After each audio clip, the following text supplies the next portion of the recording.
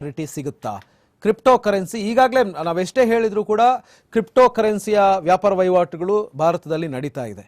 So ಹೀಗಿರಬೇಕಿದ್ರೆ crypto ಕರೆನ್ಸಿಯನ್ನು ಏನಾದರೂ ban ಮಾಡಿಬಿಡ್ತಾರಾ, ಅಥವಾ ಇಂಡಿಯನ್ ಕರೆನ್ಸಿಯನ್ನೇ ಅದಕ್ಕೆ ಅಳವಡಿಸಿ ಅದನ್ನು ಸೈಡಿಗೆ ಇಡುವಂಥ ಪ್ರಯತ್ನ ಮಾಡ್ತಾರಾ? ಈ ಥರದ ಚರ್ಚೆಗಳೆಲ್ಲ ಆಗ್ತಾ ಇದ್ದಾವೆ. ಸೊ ಏನು ಹೇಳ್ತೀರಿ, ಇದರ ಬಗ್ಗೆ ಕ್ಲಾರಿಟಿ ಏನು ಕೊಡ್ತೀರಿ? ಇಂಡಸ್ಟ್ರಿ ಎಕ್ಸ್ಪೆಕ್ಟೇಷನ್ ತುಂಬ ಸ್ಟ್ರಾಂಗ್ ಆಗಿದೆ ಈ ಬಜೆಟಲ್ಲಿ. Clarity on operations of crypto currency in India ಬರಲೇಬೇಕು ಅಂತ ಎಕ್ಸ್ಪೆಕ್ಟೇಷನ್ಸ್ ತುಂಬಾ ಸ್ಟ್ರಾಂಗ್ ಆಗಿದೆ. ಬಿಕಾಸ್ ಲಾಟ್ ಆಫ್ ಫ್ರಾಡ್ ಆಗ್ತಿದೆ ಕ್ರಿಪ್ಟೋ ಕರೆನ್ಸಿ ನೇಮಲ್ಲಿ. ಅಂಡ್ ನಮ್ಮ ಗವರ್ಮೆಂಟ್ ಕಡೆಯಿಂದ ಇನ್ನ ಅದಕ್ಕೆ ಪ್ರಾಪರ್ ಆದ ಅಪ್ರೂವಲ್ಸ್ ಇನ್ನೂ ಬಂದಿಲ್ಲ. ಬಟ್ ಆಲ್ರೆಡಿ ಆ ಬಿಸ್ನೆಸಸ್ ಸ್ಟಾರ್ಟ್ ಆಗ್ಬಿಟ್ಟಿದೆ ಇಂಡಿಯಾದಲ್ಲಿ. ಆಮೇಲೆ ಅದಕ್ಕೋಸ್ಕರನೇ crypto currency and regulation official digital currency bill 2021 ಲೋಕಸಭಾಗೆ ಇಟ್ಟಿದ್ದಾಗಿದೆ ಲಾಸ್ಟ್ ಇಯರ್. ಬಟ್ ಇನ್ನ ಅದು ಫೈನಲೈಸೇಷನ್ ನಡೀತಾ ಇದೆ. ಇನ್ನ ಪೆಂಡಿಂಗ್ ಇರೋ ಕಾರಣದಿಂದ ಇನ್ನ ಅಷ್ಟಾಗಿ ಕ್ಲಾರಿಟಿ ನಮ್ಗಿಲ್ಲ. ಬಟ್ ಈ ಕ್ಲಾರಿಟಿ ಇಲ್ಲ. ಬಟ್ ಬಿಸ್ನೆಸ್ ಅಂತೂ ನಡೀತಾ ಇದೆ. ತುಂಬಾ ಜನ ಕಾಮನ್ ಮ್ಯಾನ್ ಅದು ತುಂಬಾ ಬೇರೆ ಕೆಲಸ ಎಲ್ಲ ಬಿಟ್ಟು ಅದಕ್ಕೆ ಜಾಯ್ನ್ ಆಗಿ ಕೆಲಸ ಮಾಡ್ತಿರೋದು ನೋಡ್ತಾ ಇದೀವಿ. ಬೇರೆ ಇರೋ ಅಮೌಂಟ್ಸ್ ನೆಲ್ಲಾನು ಕ್ರಿಪ್ಟೋ ಕರೆನ್ಸಿ ಟ್ರೇಡಿಂಗ್ ಎಲ್ಲ ಮಾಡ್ತಾ ಇದ್ದಾರೆ. ಆಮೇಲೆ ಕೆಲವೊಂದು ಪ್ರಾಮಿಸಸ್ ಇದೆ, ಲೈಕ್ 3 months ಅಲ್ಲಿ will give you 50% returns, 70% returns, 80% returns. ಒಂದು ಕಾಮನ್ ಮ್ಯಾನ್ ಯೋಚನೆ ಮಾಡ್ಬೇಕಾಗಿದ್ದು ಯಾವ್ದು ಶಾರ್ಟ್ ಟರ್ಮ್ ಗೇನ್ ಎಲ್ಲಿದೆ ಅಲ್ಲಿ ರಿಸ್ಕ್ ಅಷ್ಟೇ ಇರುತ್ತೆ ಅಂತ. ಅದ್ರ ಬಗ್ಗೆ ಏನೋ ತುಂಬಾ ಅವೇರ್ನೆಸ್ ಬೇಕಾಗಿದೆ. ಆಮೇಲೆ ಖಂಡಿತ ತುಂಬಾ ಕ್ರಿಪ್ಟೋ ಕರೆನ್ಸಿಸ್ ಇವಾಗ ಏನ್ ಇಂಡಿಯಾದಲ್ಲಿ ಅದ್ರಲ್ಲಿ ಬಹುತೇಕ ಬ್ಯಾನ್ ಆಗುತ್ತೆ, ಖಂಡಿತ ಆಗುತ್ತೆ. ಕೆಲವೊಂದು ಜೆನ್ಯೂನ್ ಯಾವ್ದಿದೆ ಅದು ಮಾತ್ರ ಉಳ್ಕೊಳುತ್ತೆ. ಅದೂನು ಇನ್ನೊಂದೇನಂದ್ರೆ ಸೆಂಟ್ರಲ್ ಬ್ಯಾಂಕ್ ಡಿಜಿಟಲ್ ಕರೆನ್ಸಿ ಅನ್ನೋದನ್ನ ಅಳವಡಿಕೆ ಮಾಡ್ತಾ ಇದ್ದಾರೆ. ಸೊ ದಟ್ ಇನ್ಸ್ಟೆಡ್ ಆಫ್ ಈ ಕ್ರಿಪ್ಟೋ ಕರೆನ್ಸಿನ ಈ ಡಿಜಿಟಲ್ ಪೇಮೆಂಟ್ಸ್ ನ ನಮ್ ಗವರ್ಮೆಂಟ್ ಕಡೆಯಿಂದ ಫೆಸಿಲಿಟೇಟ್ ಮಾಡ್ಬೇಕಂತ ತುಂಬಾ ಚರ್ಚೆ ನಡೀತಾ ಇದೆ. ಸೊ ಅದು ಒಂದು ಎಕ್ಸ್ಪೆಕ್ಟೇಷನ್ ಇದೆ. ಅದ್ರ ಜೊತೆಗೆ ಅದನ್ನ how to route this cryptocurrency through our public sector banks ಅನ್ನೋದು ಒಂದು ದೊಡ್ಡ ಕ್ವಶನ್. ಅದನ್ನ ಫೈನಲೈಸೇಷನ್ ಅದ್ರ ಬಗ್ಗೆನೂ ಡಿಸ್ಕಷನ್ಸ್ ನಡೀತಾ ಇದೆ. ಬಿಕಾಸ್ ನಮ್ಮ ಪಬ್ಲಿಕ್ ಸೆಕ್ಟರ್ ಬ್ಯಾಂಕ್ಸ್ ಜೊತೆ ರೂಟ್ ಮಾಡಿಲ್ಲ ಅಂದ್ರೆ ತುಂಬಾ ಚಾಲೆಂಜಸ್ ಆಗುತ್ತೆ. ನಮ್ಗೆ ಕಂಟ್ರೋಲಿಂಗ್ ಸಿಸ್ಟಮ್ ಇರೋದಿಲ್ಲ. ಹಾಗಾಗಿ ಈ ಕ್ರಿಪ್ಟೋ ಕರೆನ್ಸಿ ತುಂಬಾನೇ ಎಷ್ಟೊಂದು ಕ್ರಿಪ್ಟೋ ಕರೆನ್ಸಿ ಇರೋದ್ರಲ್ಲಿ ಬಹುತೇಕ ಬ್ಯಾನ್ ಆಗುತ್ತೆ, ಕೆಲವೊಂದು ಉಳ್ಕೊಳುತ್ತೆ. ಜೊತೆಗೆ central bank digital currency system ಬರುತ್ತೆ. And everything will be routed through public sector banks.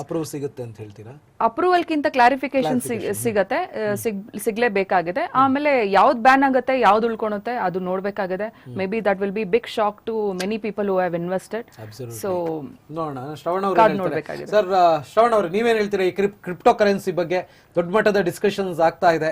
ಈ ಬಾರಿಯ ಏನು ಸೆಷನ್ ಅಲ್ಲೇ ಅದು ಬರ್ಬೋದು, ಒಂದು ಕ್ಲಾರಿಟಿ ಸಿಗಬಹುದು ಅಂತ ಹೇಳುವಂತ ನಿರೀಕ್ಷೆಯನ್ನು ಇಟ್ಕೊಂಡಿದ್ದಾರೆ.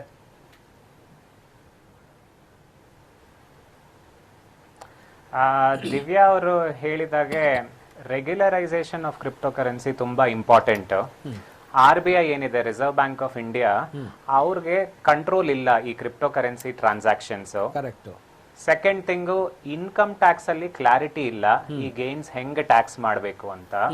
ಸೊ ಈ ಪಾಯಿಂಟ್ಸ್ ಎಲ್ಲ ಹಾಕಿ ಇನ್ಫ್ಯಾಕ್ಟ್ ನಾವು ಕರ್ನಾಟಕ ವಾಣಿಜ್ಯ ಮತ್ತು ಕೈಗಾರಿಕಾ ಸಂಸ್ಥೆ, ನಮ್ದು ಸೆಂಟ್ರಲ್ ಟ್ಯಾಕ್ಸಸ್ ಕಮಿಟಿ ಏನಿದೆ, ನಾವೊಂದು ಬಡ್ಜೆಟ್ ಸಜೆಷನ್ಸ್ ಅಂತ ಕಳ್ಸಿರೋದ್ರಲ್ಲಿ ಡೀಟೇಲ್ಡ್ ಆಗಿ ಕೊಟ್ಟಿದೀವಿ ಕ್ರಿಪ್ಟೋ ಕರೆನ್ಸಿ ಬಗ್ಗೆನು.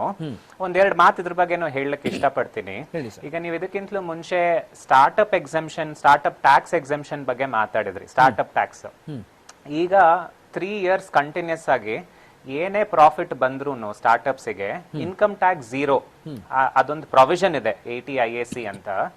ಸೊ ಈ ಪ್ರಾವಿಷನ್ ಬೆನಿಫಿಟ್ ತಗೊಳ್ಳೋದಕ್ಕೆ ತುಂಬಾ ಕಷ್ಟ ಆಗ್ತಾ ಇದೆ.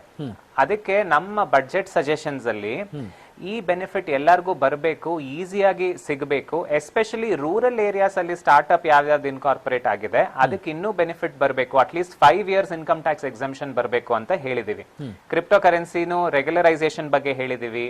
ಈ ಡೊನೇಷನ್ಸ್ ರೀಸೆಂಟ್ ಆಗಿ ನೋಡಿದ್ರೆ ಕ್ರೌಡ್ ಫಂಡಿಂಗ್, ಈಗ ಫಾರ್ ಎಕ್ಸಾಂಪಲ್ ನಾನೊಬ್ಬ ಆರ್ಟಿಸ್ಟ್ ಅಂತ ಅನ್ಕೊಳ್ಳಿ, ನನಗೆ ಒಂದು ಪ್ರಾಜೆಕ್ಟ್ ಮಾಡ್ಲಿಕ್ಕೆ ದುಡ್ಡು ಬೇಕು ಅಂತ ನನ್ನ ವೆಬ್ಸೈಟ್ ಅಲ್ಲಿ ಹಾಕಿದ್ರೆ ತುಂಬಾ ಜನ ನನಗೆ ಡೊನೇಷನ್ಸ್ ಕೊಡ್ತಾರೆ ಆನ್ಲೈನ್ ಅಲ್ಲಿ. ಅದನ್ನ ಕ್ರೌಡ್ ಫಂಡಿಂಗ್ ಅಂತ ಹೇಳ್ತೀವಿ. ಇದನ್ನು ರೆಗ್ಯುಲರೈಸ್ ಮಾಡಬೇಕು, ಲೀಗಲೈಸ್ ಮಾಡಬೇಕು. ಈ ತರ ಪಾಯಿಂಟ್ಸ್ ಎಲ್ಲ ನಾವು ನಮ್ಮ ಬಡ್ಜೆಟ್ ಸಬ್ಮಿಷನ್ಸ್ ಅಲ್ಲಿ ಕೊಟ್ಟಿದೀವಿ. ಇದ್ರ ಜೊತೆಗೆ ಈ ಹೌಸಿಂಗ್ ಇಂಟ್ರೆಸ್ಟ್ ಇದೆಯಲ್ಲ, ಮ್ಯಾಕ್ಸಿಮಮ್ 2 ಲಕ್ಷ ತನಕ ಮಾತ್ರ ಇಂಟ್ರೆಸ್ಟ್ ನಾನು ಡಿಡಕ್ಷನ್ ಕ್ಲೇಮ್ ಮಾಡಬಹುದು ಅಂತ, ಇದನ್ನು ಜಾಸ್ತಿ ಮಾಡಬೇಕು ಸ್ಲ್ಯಾಬ್ ಅಂತಾನು ಸಜೆಷನ್ಸ್ ಕೊಟ್ಟಿದೀವಿ.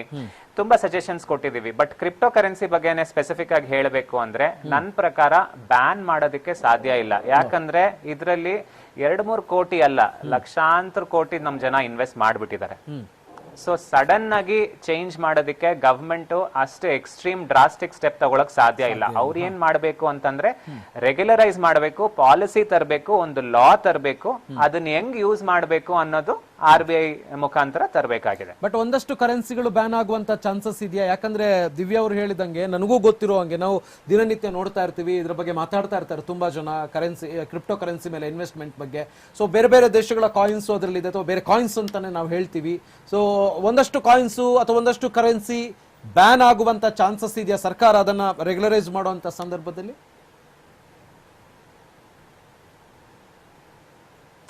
ನನ್ನ ಪ್ರಕಾರ ಬ್ಯಾನ್ ಆಗೋ ಸಾಧ್ಯತೆ ಇಲ್ಲ, ಬಟ್ ಕಂಡೀಷನ್ಸ್ ಇಡ್ಬೋದು. ಯಾವ ತರ ಚಾನೆಲ್ಸ್ ಅಲ್ಲಿ ಟ್ರಾನ್ಸಾಕ್ಷನ್ಸ್ ಮಾಡ್ಬೋದು, ಯಾವ ತರ ಯೂಸ್ ಮಾಡ್ಬೋದು ಆ ಕ್ರಿಪ್ಟೋ ಕರೆನ್ಸಿ, ಇದು ನನ್ನ ಒಪಿನಿಯನ್. ಬ್ಯಾನ್ ಆಗೋ ಸಾಧ್ಯತೆ ನನ್ನ ಪ್ರಕಾರ ಇಲ್ಲ.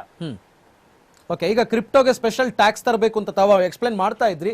ಒಂದು ವೇಳೆ ಕ್ರಿಪ್ಟೋಗೆ ವಿಶೇಷವಾದಂತ ತೆರಿಗೆಯನ್ನ ತರ್ತೀವಿ ಅಂತ ಏನಾದ್ರೂ ಹೇಳಿದ್ರೆ ಅದು ಯಾವ ತರ ಇರಬಹುದು ಅಂತ ಏನಾದ್ರೂ ಹೇಳ್ಬೋದಾ ಸರ್? ಈಗ ಕನ್ಫ್ಯೂಷನ್ ಏನು ಅಂದ್ರೆ ಕ್ರಿಪ್ಟೋ ಕರೆನ್ಸಿ ಟ್ಯಾಕ್ಸೇಷನ್ ಅಲ್ಲಿ ಅದು ಕ್ಯಾಪಿಟಲ್ ಗೇನ್ ಕೆಳಗಡೆ ಟ್ಯಾಕ್ಸೇಷನ್ ಬರುತ್ತಾ, ಕ್ಯಾಪಿಟಲ್ ಗೇನ್ ಕೆಳಗಡೆ ಬಂದ್ರೆ ಪರ್ಸೆಂಟೇಜ್ ಏನಿರುತ್ತೆ, ಲಾಂಗ್ ಟರ್ಮ್ ಏನು, ಶಾರ್ಟ್ ಟರ್ಮ್ ಏನು ಅನ್ನೋದು ಐಡೆಂಟಿಫೈ ಮಾಡಬೇಕಾಗಿದೆ. ಅದ್ರ ಪ್ರಕಾರ ಟ್ಯಾಕ್ಸೇಷನ್ ರೇಟ್ ಏನ್ ಬರುತ್ತೆ ನೋಡ್ಬೇಕಾಗಿದೆ. ಅದೊಂದು. ಇನ್ನೊಂದು, income from other sources. If it is not a capital asset, ಇಲ್ಲ ಅದರ್ ಇನ್ಕಮ್ ಅಲ್ಲಿ ನಾವಿವಾಗ ಇಂಟ್ರೆಸ್ಟ್ ಫ್ರಮ್ FD ಅಂತ ಏನ್ ತೋರಿಸ್ತೀವಿ, so interest from debentures or bonds ಏನ್ ತೋರಿಸ್ತೀವಿ, ಅದೇ ತರ ಇನ್ಕಮ್ ಫ್ರಮ್ ಕ್ರಿಪ್ಟೋ ಕರೆನ್ಸಿ ಅಂತ ಇನ್ಕಮ್ ಫ್ರಮ್ ಅದರ್ ಸೋರ್ಸಸ್ ಅಲ್ಲಿ ತೋರಿಸ್ಬೇಕಾ ಅನ್ನೋ ಕನ್ಫ್ಯೂಷನ್ ಇದೆ. ಶಾರ್ಟ್ ಟರ್ಮ್ ಇನ್ಕಮ್ ಅಂತ ಕೂಡ ಕ್ಲಾರಿಟಿ ಬೇಕಾಗಿದೆ. ನಾವು ಈ ಬಡ್ಜೆಟ್ ಅಲ್ಲಿ ಅದನ್ನ ಎಕ್ಸ್ಪೆಕ್ಟ್ ಮಾಡಬಹುದು. ಕರೆಕ್ಟ್. ಅದೇ ಕ್ಯಾಪಿಟಲ್ ಗೇನ್ ಅಲ್ಲೂ ಶಾರ್ಟ್ ಟರ್ಮ್ ಲಾಂಗ್ ಟರ್ಮ್ ಅಂತ ಬರುತ್ತೆ. ಅದ್ರ ಪ್ರಕಾರ ಇನ್ಕಮ್ ಟ್ಯಾಕ್ಸ್ ರೇಟ್ ಡಿಫರ್ ಆಗುತ್ತೆ. ಅದರದ್ದು ಕ್ಲಾರಿಟಿ ಬೇಕಾಗಿದೆ. ಬಟ್ ಈ ಬಜೆಟ್ ಅಲ್ಲಿ ಅದಕ್ಕೆ ಕ್ಲಾರಿಟಿ ಸಿಗಬಹುದಾ? ಅಂದ್ರೆ ತುಂಬಾ ಜನ ಇನ್ವೆಸ್ಟ್ ಮಾಡಿರೋದ್ರಿಂದ, ತುಂಬಾ ಜನಕ್ಕೆ ಇಂಟ್ರೆಸ್ಟ್ ಇರೋದ್ರಿಂದ ಕೇಳ್ತಾ ಇರೋದು ಸರ್. ಈಗ ಕ್ರಿಪ್ಟೋ ಕರೆನ್ಸಿಯಲ್ಲಿ ತುಂಬಾ ಜನ ದಿವ್ಯ ಅವರು ಹೇಳಿದಂಗೆ ಇನ್ವೆಸ್ಟ್ ಮಾಡಿದ್ದಾರೆ. ಅದು ನೀವು ಕೂಡ ಹೇಳಿದ್ರೆ ಲಕ್ಷಾಂತರ ಕೋಟಿ, ಸಣ್ಣ ಪುಟ್ಟ ಅಮೌಂಟ್ ಅಲ್ಲ. ಒಂದ್ ವೇಳೆ ಎಂತರ ಬ್ಯಾನ್ ಮಾಡುವಂತ ಮೇಜರ್ ಸ್ಟೆಪ್ ತಗೊಂಡು ಅಂತ ಹೇಳಿದ್ರೆ ಅದೊಂದು ಡ್ರಾಸ್ಟಿಕ್ ಸ್ಟೆಪ್ ಆಗ್ಬೋದು ಅಂತ ಕೂಡ ಹೇಳಿದ್ರೆ ಅದು ಕರೆಕ್ಟೇ. ಸೊ ಹಾಗಿರ್ಬೇಕಿದ್ರೆ ಒಂದ್ ಸ್ವಲ್ಪ ಕಂಟ್ರೋಲ್ಗೆ ತಗೋಬೇಕು ಅಂತ ಹೇಳಿದ್ರೆ ಏನಾದ್ರೂ ಟ್ಯಾಕ್ಸ್ ಹಾಕ್ಲೇಬೇಕಾಗತ್ತೆ.